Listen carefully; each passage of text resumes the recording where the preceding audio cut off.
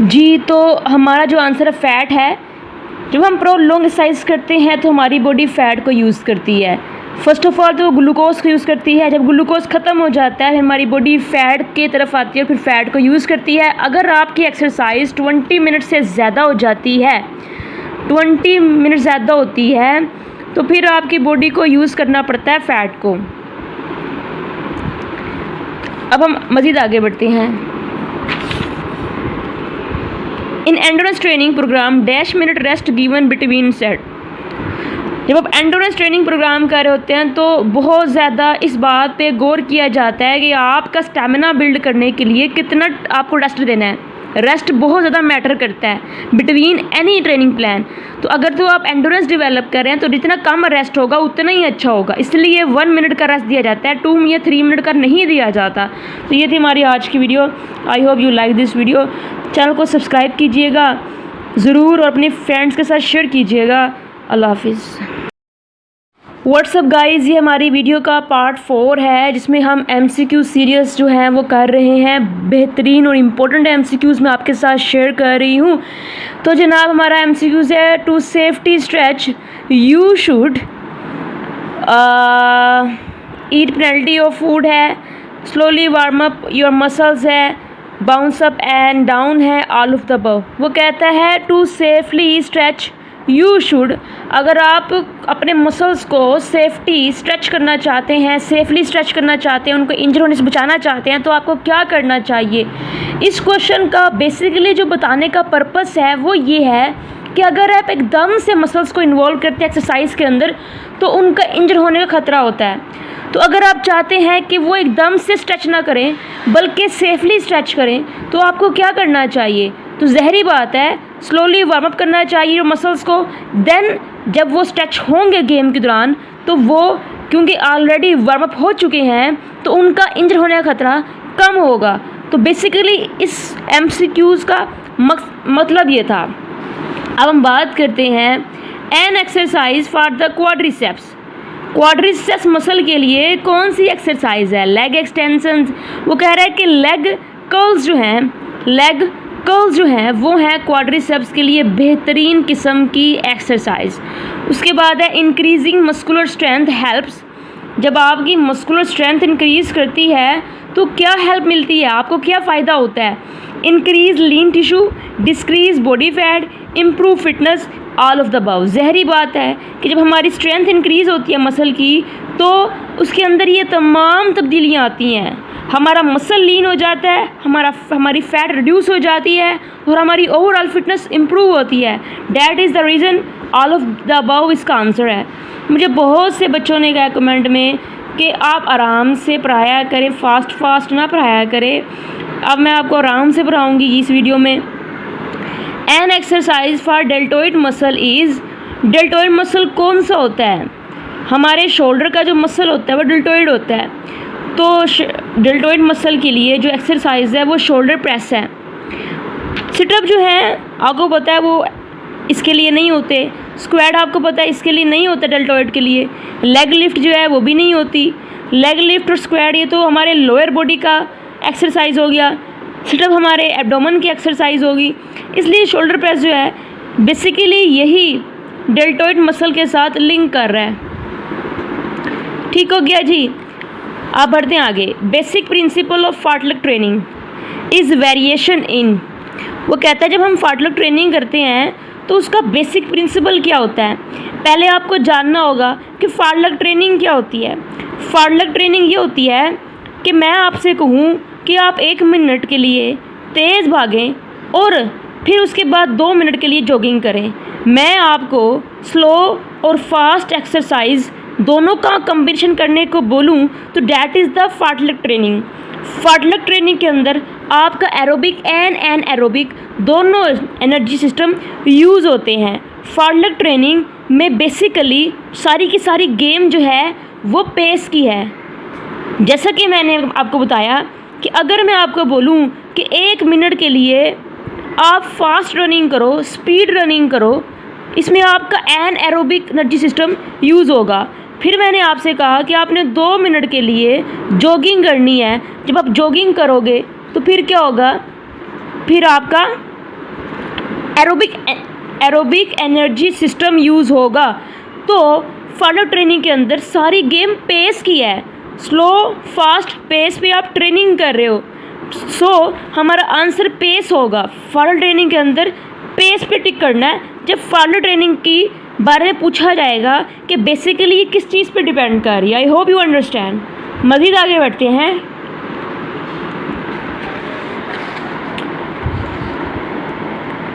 Irrelevant information in environmental is called, जब आपको irrelevant information दी जाए आपके इन्वायरमेंट को लेके, तो आप इसको क्या कहते हैं, आप इसको क्यों कहते हैं। क्यों होता है, कोई इंसान अंदाज़ा लगा ले कि आज बारिश होगी, आज बादल आएंगे।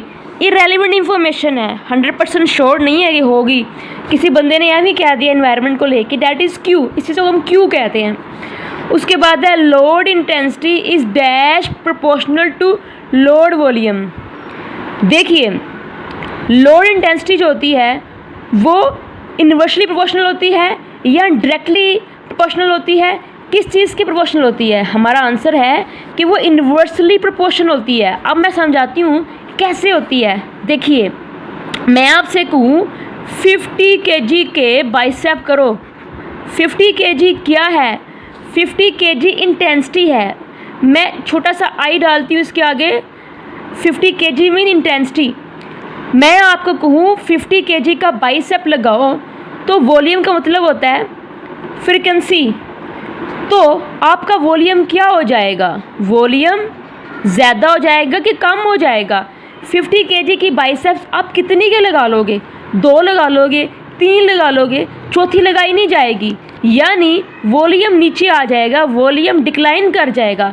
अगर मैं कहूँ 50 kg नहीं 20 kg की बाइसेप लगाओ, तो क्या होगा, वॉल्यूम ऊपर को जाएगा, फ्रिक्वेंसी ज़्यादा हो जाएगी। आप 20 kg की बाइसेप्स 15 भी कर सकते हो, लेकिन आप 50 kg की बाइसेप्स सिर्फ 4-5 कर सकते हो। जब इंटेंसिटी बढ़ती है तो वॉल्यूम कम हो जाता है, जब वॉल्यूम बढ़ता है तो इंटेंसिटी कम हो जाती है। आप ज़्यादा लोड के साथ कम वेरिएशन कर सकते हो, कम आप नंबर ऑफ रेपिटेशन लगा सकते हो, और कम वॉल्यूम के साथ आप ज़्यादा फ्रिक्वेंसी के साथ वो कम ज़्यादा कर सकते हो। इसीलिए जब हमारी लोड इंटेंसिटी बढ़ती है तो वॉल्यूम कम होता है, वॉल्यूम बढ़ता है तो इंटेंसिटी कम करनी पड़ती है। ये दोनों एक दूसरे की इन्वर्सली प्रोपोर्शनल होते हैं। मैंने आपको बहुत बड़ी बात समझाई है, अगर आप इसको समझो तो।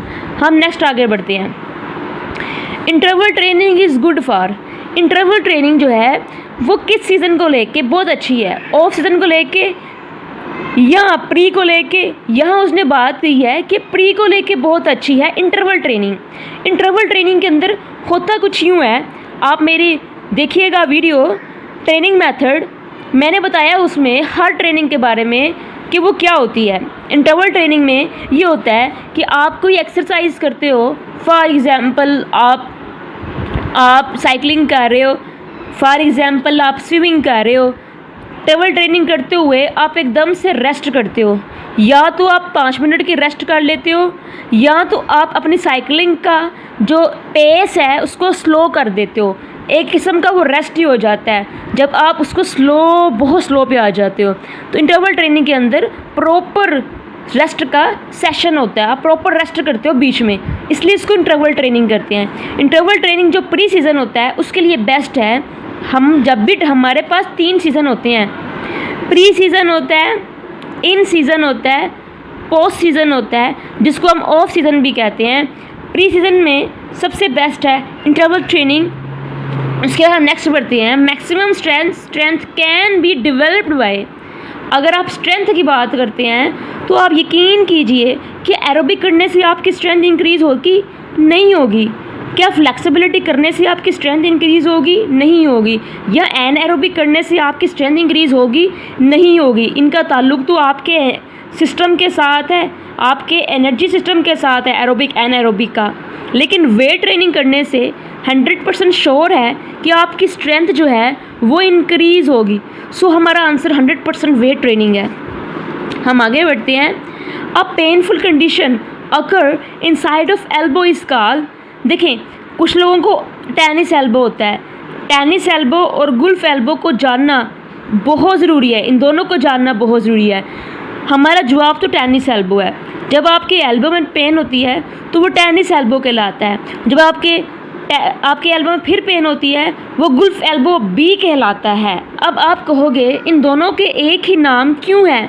गुल्फ एल्बो समथिंग डिफरेंट, उसमें पेन तो एल्बो में ही होती है लेकिन वो किसी और साइड पे होती है एल्बो के। और टेनिस एल्बो में भी पेन तो एल्बो में होती है लेकिन वो किसी और साइड पे होती है एल्बो के। आप टेनिस एल्बो और गुल्फ एल्बो का डिफरेंशिएशन जो है उसको समझिए। मैं इस पर बनाऊँगी वीडियो क्योंकि अभी फ़िलहाल मेरे ज़हन में इसको लेके थोड़ी सी कन्फ्यूज़न है कि टेनिस एल्बो में कहाँ पेन होती है और गुल्फर एल्बो में एल्बो की किस साइड पेन होती है। मैं नहीं चाहती मैं आप गलत बता दूँ बिकॉज मुझे अभी श्योर नहीं है कि टेनिस एल्बो में पता नहीं लेटर साइड पर होती है ये किसी और साइड पे होती है। मैं आपको गलत बताना नहीं चाहती। सो जब मैं इसको कंफर्म कर लूँगी मैं इस पर बनाऊँगी वीडियो कि what is tennis elbow, what is Gulf, what is different between in those things, क्योंकि इस क्वेश्चन पेपर में आ जाता है और कई बार आया इन दोनों के बारे में। अब मज़ीद आगे बढ़ते हैं। यहाँ उसने क्या है, इन ड्रैफ्ट सी स्टैंड फॉर सर्कुलेशन। हमें ये समझना होगा कि व्हाट इज़ ड्रैफ्ट। फ़िलहाल मुझे भी नहीं पता कि ड्रैफ्ट क्या होता है लेकिन मैं इसके बारे में आपको ज़रूर बताऊंगी नेक्स्ट वीडियो में कि व्हाट इज़ द ड्रैफ्ट। जो मुझे नहीं पता मैं आपके साथ वो कहूँगी कि हाँ मुझे नहीं पता। जो मुझे चीज़ के बारे में होगा कन्फ्यूज़न, मैं कभी भी आप गलत इन्फॉर्मेशन नहीं देना चाहती। हम आगे बढ़ते हैं। The duration of mesocycle. Mesocycle का ड्यूरेशन जो होता है वो मंथ में होता है। 4 मंथ, 3 मंथ से लेके 5 मंथ, 5 मंथ से लेके 8 मंथ, डैट इज़ द मेसोसाइकिल। हम 3 तरह के साइकिल पढ़ते हैं, माइक्रोसाइकिल, मेसोसाइकिल एंड मैक्रोसाइकिल।